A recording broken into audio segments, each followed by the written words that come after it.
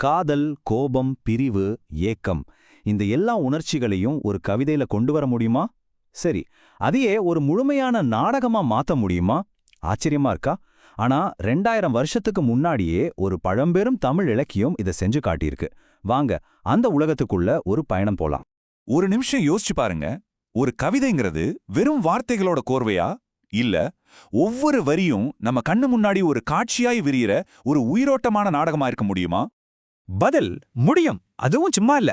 கரெக்டா 2000 வருஷத்துக்கு முன்னாடி சங்க காலத்துல எழுதப்பட்ட ஒரு உன்னதமான தமிழ் நூல் ஒவ்வொரு கவிதையும் ஒரு குட்டி நாடகமாவே படைச்சிருக்கு. அப்படிப்பட்ட ஒரு அற்புதமான படைப்பு தான் கலித்தொகை. இதோட ஸ்பெஷாலிட்டியே அதோட அமைப்பு தாங்க. ஒவ்வொரு பாட்டும் ஒரு சின்ன ஓரங்க நாடகம் மாதிரி, கதாபாத்திரங்கள் ஒருத்தரோட ஒருத்தர் பேசிக்கிற மாதிரியே இருக்கும். சோ கலித்தொகைனா என்ன? இது சங்க இலக்கியத்தோட 8 தொகை நூல்கள்ல ஒன்னு. இதுல மொத்தம் 150 பாடல்கள் இருக்கு. எல்லாமே அகப்பொருள் பத்தி தான் பேசும். அகம்னா காதல், ஏக்கம், ஊடல்னு நம்ம மனசுக்குள்ள நடக்கிற வெளிய சொல்ல முடியாத அந்த உள் உணர்வுகள் பத்தி தான். இதோட இலக்கிய தரம் எவ்வளவு உயர்ந்ததுன்னா அப்பவே இத கட்டறிந்தார் ஏத்தும் கலி அப்படின்னு சொல்லியிருக்காங்க. அதாவது படிச்ச பெரிய அறிஞர்களே கொண்டாடுற ஒரு நூல் இது. ஆனா கலித்தொகையோட உண்மையான ஜீனியஸ் இங்க தான் ஆரம்பிக்குது.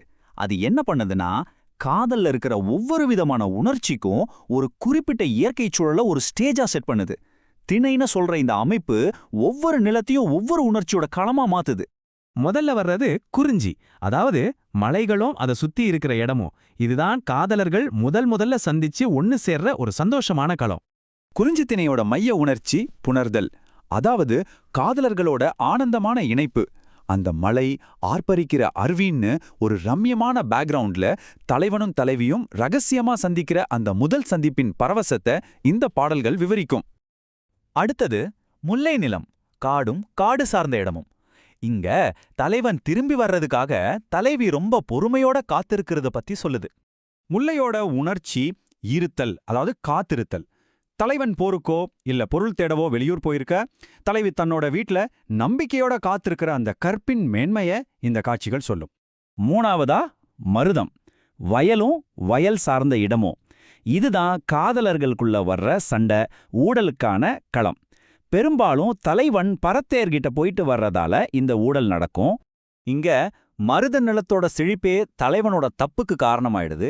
இதனால தலைவிக்கும் தலைவனுக்கும் நடுவுல நடக்கிற ஊடல்ங்கிற செல்ல கோபம்தான் இந்த திணையோட முக்கியமான உணர்ச்சி.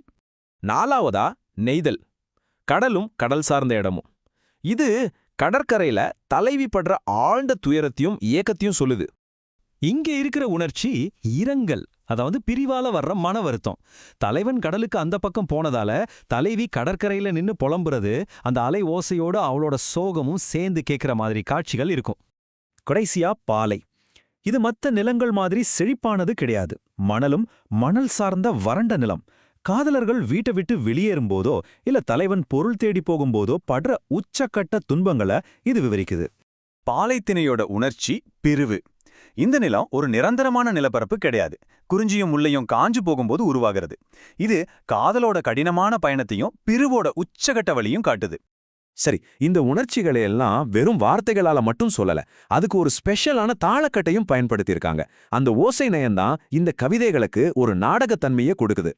கலித்தொகை எழுதப்பட்ட யாப்புக்கு பேரு களிப்பா. இதுக்கு துள்ளல் ஓசை உண்டுன்னு சொல்வாங்க. அதாவது ஒரு துள்ளலான ரிதம் இருக்கும். இதனால 2 பேர் பேசிக்கிற மாதிரியான ஒரு ஃபீல் கிடைக்கும். அதனாலதான் இது நாடகத்துக்கு அவ்வளோ பொருத்தமா இருக்கு. இந்த ஓமைய பாருங்களேன், எவ்வளவு பிரமாதமா இருக்கு.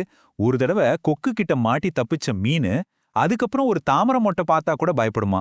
அதே மாதிரி தலைவனோட தூதால ஒரு தடவை ஏமாந்து போன தலைவி இனி வர்ற எல்லா தூதுவர்களையும் பொய்யர்களாதான் சந்தேகப்படுறா. பாருங்க, ஒரு சின்ன இயற்கை காட்சியில எவ்வளோ பெரிய மனித உளவியலை விளக்கியிருக்காங்க. கலித்தொகை வெறும் காதல் கதை மட்டும் இல்லங்க, இது அந்த கால மக்களோட கலாச்சாரம், கலை, நம்பிக்கைகள் எல்லாத்தையும் பதிவு செஞ்ச ஒரு டைம் கேப்சூல் மாதிரி. இதுக்கு ஒரு சூப்பர் உதாரணம் இருக்கு. 10 தலை ராவணன் கைலை மலைய தூக்க முயற்சி பண்ணி கஷ்டப்பட்ட கதைய ஒரு சாதாரண காதல் பாட்டுல ஓமையா சொல்லியிருக்காங்க. இதுலேருந்து என்ன தெரியுது? புராணங்கள் எல்லாம் அவங்க வாழ்க்கையோட எவ்வளோ ஒன்றி போயிருந்ததுன்னு புரியுது. அது மட்டும் இல்ல, சிவன் ஆடுன கொடுகொட்டி பாண்டரங்கம்னு கூத்துகள் பத்தி சொல்லுது.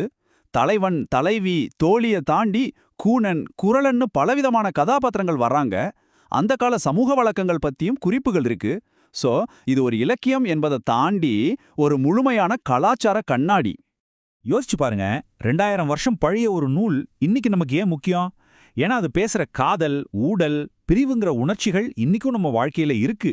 மனுஷ மனசோட உணர்வுகளை இவ்வளவு துல்லியமா காலத்தை வென்று நிக்கிற மாதிரி படம் பிடிச்ச ஒரு கலைப்படைப்பு இது. கடைசியா ஒரே ஒரு கேள்வி. குறிஞ்சி, முல்லை, மருதம், நெய்தல், பாலை, அன்னைக்கு காதலுக்கு அவங்க வரைஞ்ச இந்த நிலப்பரப்புகள் இன்னைக்கு டெக்னாலஜி உலகத்துல வாழ்ற நம்மளோட இதயங்களுக்கு எதையாவது கத்துக் கொடுக்க முடியுமா? உங்க பதில் என்னன்னு யோசிச்சு பாருங்க.